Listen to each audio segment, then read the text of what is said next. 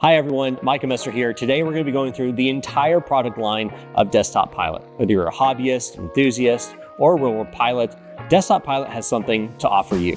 Don't forget already, go ahead and hit that like button and subscribe and follow if you haven't already. Now you'll also go over to desktoppilot.com and sign up for our newsletter, and you can get 10% off your first order of any of the products that we're going to showcase you today. The G1000, as you probably already know, is a glass cockpit that you find in pretty much all modern general aviation aircraft. Desktop Pilot has exactly what you need to replicate that at home. Whether you want just a PFD or an MFD or both, Desktop Pilot brings that to the table, along with the audio panel. Every single one of these buttons is functional, the knobs are functional, they give you the nav, comm, and autopilot features that you are familiar with in the G1000. Whether you want to look at terrain, or weather, or your primary flight display, which is your attitude indicator, airspeed indicator, it is all present here in this G1000. Next, we're going to talk about these bad boys. These are the rudder pedals offered by Desktop Pilot. They simulate what you would find in a general aviation aircraft, a Cessna 172. You have your toe brakes, you have your yaw, and these are heavy duty. So if you're worried about them sliding on your carpet, don't worry about it. It ain't going nowhere. This is the TPM Throttle Box. These have your typical push-pull throttle, prop, and your mixture. Now, what's different between this and some of our other offerings, this is kind of on the cheaper side. So if you're looking for just typical push-pull with your locking knob as well, this is the perfect option for you. Now, if you're wanting something a little bit more professional, we have just what you need. This is the TPM Vernier. This allows you to make those fine-tune adjustments that you're familiar with inside of flight simulation or inside of your Cessna 172. Like I mentioned, these knobs function, they push, they pull. It's not gonna push in unless you push that knob. Likewise, you can twist in and fine-tune that mixture or fine-tune your prop, just like you would in a real high-powered aircraft like a Cessna 182. Just like the cheaper option, you also have the option to lock this, which means this has the locking knob allowing this throttle not to be moved. It allows you also to adjust the tension so you know just the right amount of pressure in order to push in or pull out. It's a great option for those wanting something a little bit more fine-tuned. It's a great thing. I personally have this. I love it. We also have the carb heat option. So if you're flying just a Cessna 172 and you know you want to have the carb heat, the throttle, and also the mixture, we have that option for you as well. This is just like the other one. This is the Vernier. So you have the push button, the option to twist in to make this fine-tune adjustments just like you would in the real Cessna 172 aircraft. Again, throttle, you have the throttle lock, push-pull, it locks it in nice and tight. And of course, the carb heat, which you know as someone who flies a Cessna. I fly an 82, but if you fly a 172, you know just as well, carb heat's kind of an important part. So having this is a really great feature. We also have the multi-instrument panel. This allows you to have your airspeed indicator, your attitude indicator, and your altitude indicator, just like you would have in a standby G1000 setup, which you'll also see in our full flight sim setup. We're going to showcase on a totally separate video coming later. And like any other G1000 setup, you definitely want to make sure that you have your switches. You want to make sure you have your master switches, your avionic switches, and all of your different lights and buses that you can turn on, as well as your option to have these knobs which allow you to adjust your different lightings. A great option if you're setting up your G1000 on your desk at home. Now, if you're doing a more traditional 6-pack or round dial setup, you might want a Cessna 172 ignition panel.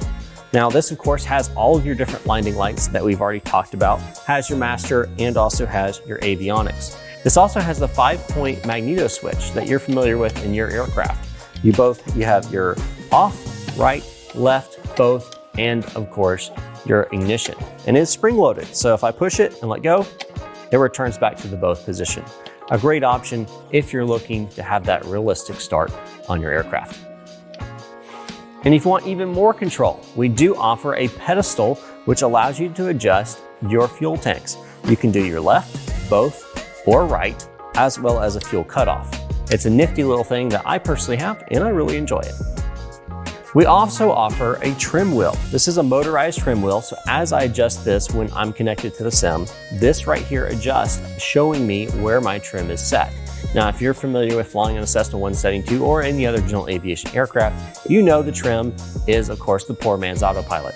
And it is a great feature to have a physical trim wheel that you can use instead of having to mouse down and roll that wheel in your simulator. Having this is just so useful. I use it all the time. Highly recommend if you're looking for that more realistic setup.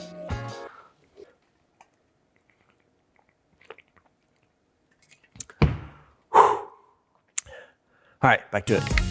Now we talked about the fuel pedestal. You also have the fuel panel. This allows you to have it on top of your desk. If you don't have room down by your feet for a pedestal type setup, you do still have the option to have your left, both, right, and of course your fuel cutoff and a more traditional flight simulator hardware setup on top of your desk next to all of your other pieces. Now, if you're wanting something that is kind of a stocking stuffer, you can get this little ELT switch. This guy, which is kind of cute in my opinion, allows you to turn your ELT off or into the arm position or on into the arm position, just like in a real aircraft. It's a cool little add-on. You know, depending on how far you're going in your setup, this might be something just to add that little bit of fine tune of realism that you've been looking for. Now, we already talked about the Cessna 172 ignition panel. Well, we also have a separate standalone 5-point key switch that we've already showcased you on the ignition panel. Why would you want a separate one? Well, this is if you're running a multi-engine setup. So you've got a, in the simulator, you're running the Baron 58, or you're running an Aztec, something that has 2 engines. You now have the option of having a second key, just like you would in the real aircraft, to start and stop, and of course, do your magneto checks on each individual engine by itself. Now, you can't have a proper cockpit setup if you don't have a way to control your flaps. This is, of course, a replica of your Cessna 172 flaps control. It is motorized, which means as you adjust your flaps, this little indicator will adjust to show you exactly what your flaps are set to. A really cool feature that I really enjoy. Again, I personally own this and I really enjoy it. A great option if you're adding more realism to your home cockpit. Now let's talk about a product that you probably haven't seen anywhere else. A parking brake. That's right.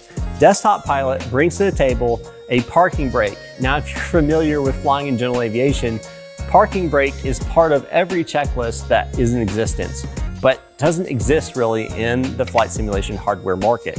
Well, now it does. Desktop Pilot brought this to the table, and it is a great nifty little thing to have that you can turn your parking brake on or off. Now, if you want to keep track of how many hours you're doing inside of your flight simulation, of course, you could look into the flight sim itself, whether it be X-Plane or Microsoft, and try to figure all that out. Or you can have one of these Hobbs meters. It automatically will track your flights pretty much just like a real world aircraft if your engine's running. It is a cool little thing that you can use, whether you're in Microsoft or an X-Plane. It's going to run and track how many hours you've been in front of that computer screen. Now, it would be kind of embarrassing if I had this because it probably would be broken about how many times it's rolled over. But hey, it's still fun. Now, we already showed you the ignition panel, which had the magneto switch. What about this one? Well, this is one you typically see, again, with a more G1000 type setup. You have your ignition switch, you have your alternate static, which is a great option to have, but then every single one of these fuses is active. That means you can push this to turn them on and off. They're also lighted by LEDs.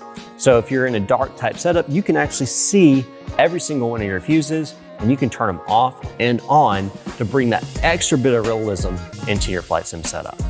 Whether you buy one piece or all of them, they're going to give you that extra edge of realism that you've been craving in your general aviation aircraft inside of your flight sim. You're not going to find products like this really anywhere else. They're high quality, very useful, and of course, like we said, they help you learn the proper procedures of flying. Now, if you're ready to jump in and buy some of this, you can head on over to desktoppilot.com today and search for any of these products that you've seen here. Also note that we have some older versions of these products available for a discounted price. So if you're looking for a little bit cheaper option, those are available as well. Don't forget to sign up for our newsletter while you're there. You can get up to 10% off your first purchase. A great option if you're wanting to go ahead and jump in and buy a bunch of these. It's a great thing to go ahead and cut off that 10%. Trust me, I understand cutting off 10% really does mean a lot.